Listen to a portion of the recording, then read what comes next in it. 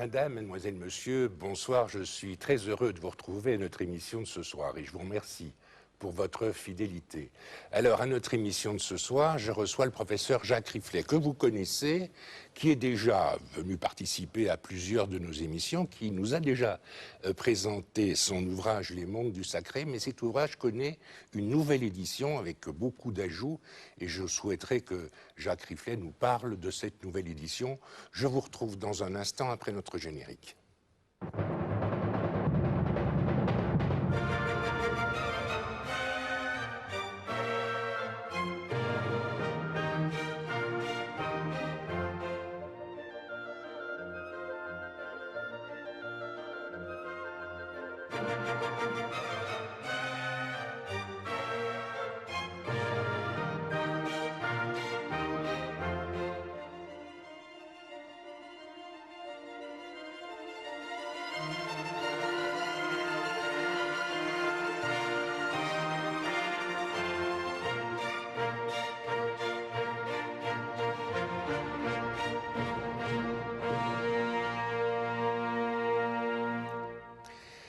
Donc, professeur Jacques Riflet, je le disais en guise d'introduction, vous donnez une nouvelle version, mais considérablement augmentée, de votre ouvrage « Les mondes du sacré ». Ce sont toujours les éditions Mols qui vous publient. Alors, quelles sont les différences pour les personnes qui ont lu votre premier ouvrage et qui souhaitent lire celui-ci? Que vont-ils trouver de neuf? D'abord, de neuf, évidemment, en toute actualité, parce que la dernière édition est sortie en 2003. Alors, en 7 années, avec le monde bouleversé que nous connaissons, évidemment, tout s'est modifié. La deuxième chose, c'est que le livre a été traduit en néerlandais, Gebei de Werelden, aussi aux éditions Mols, et aussi traduit vers l'anglais. Ce qui veut dire que j'ai travaillé pendant 3 ans avec 2 traducteurs émérites, un travail assez gigantesque de traduire un livre aussi difficile à traduire, et il a fallu que j'approche le monde anglo-saxon et le monde germanique. Et résultat, il y a eu toute une modification d'approche dans le livre uniquement francophone du début. La deuxième chose, c'est que j'ai entre-temps beaucoup voyagé.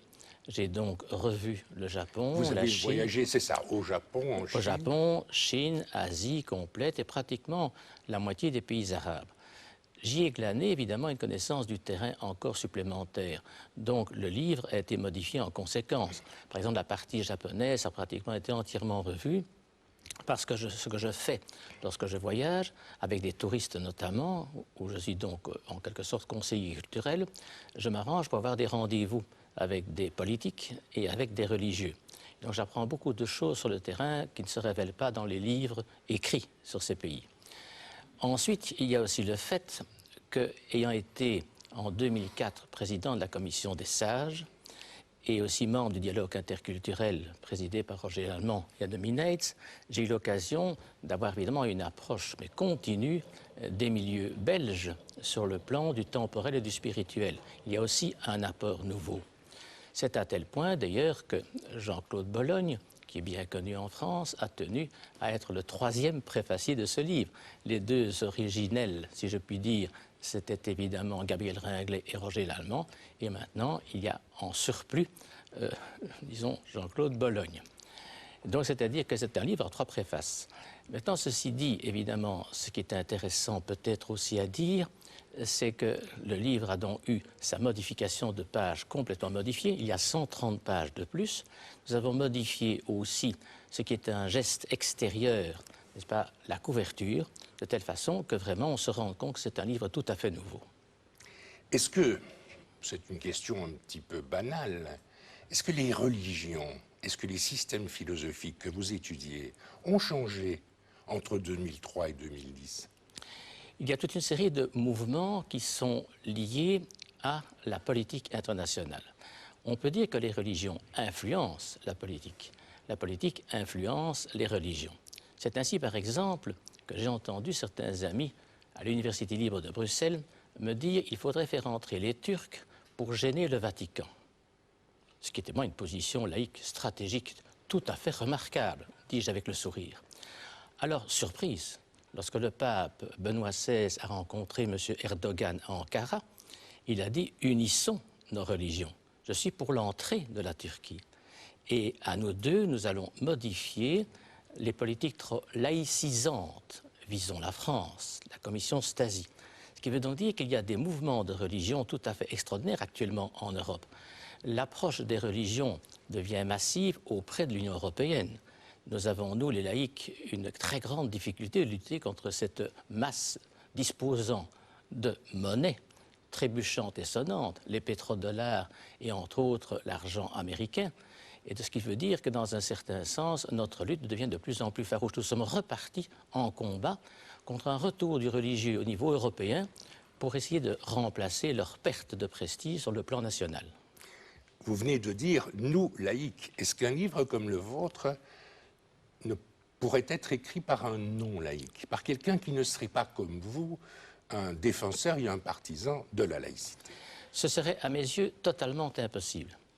Simplement parce que la laïcité est pratiquement la seule disposition de pensée qui permet à des personnes de courants différents de se rencontrer, si je puis dire, dans un pré-carré de liberté totale d'expression.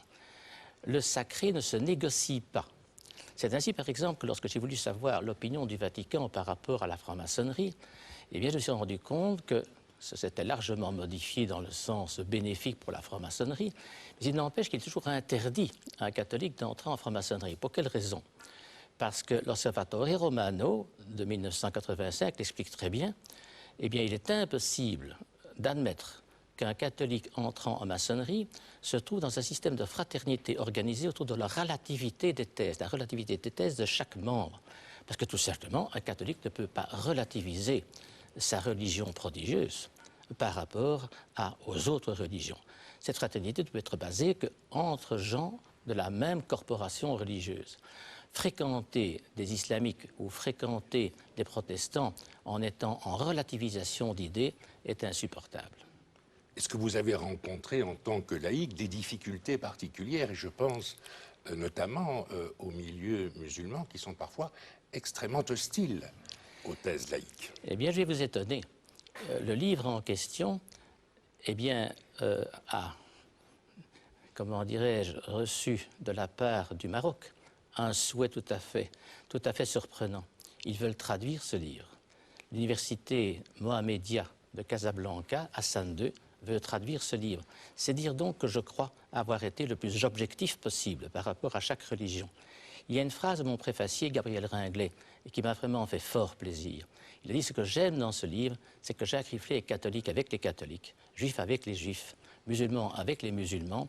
Il n'empêche qu'il y a les critiques qui fusent aussi de temps à autre, par rapport aux laïcs aussi, par parenthèse, mais j'ai essayé chaque fois d'être dans le courant dynamique, le courant, je dirais, intelligent, et ce courant que peut parfois donner la foi, le courant de générosité que chaque religion peut en quelque sorte promouvoir.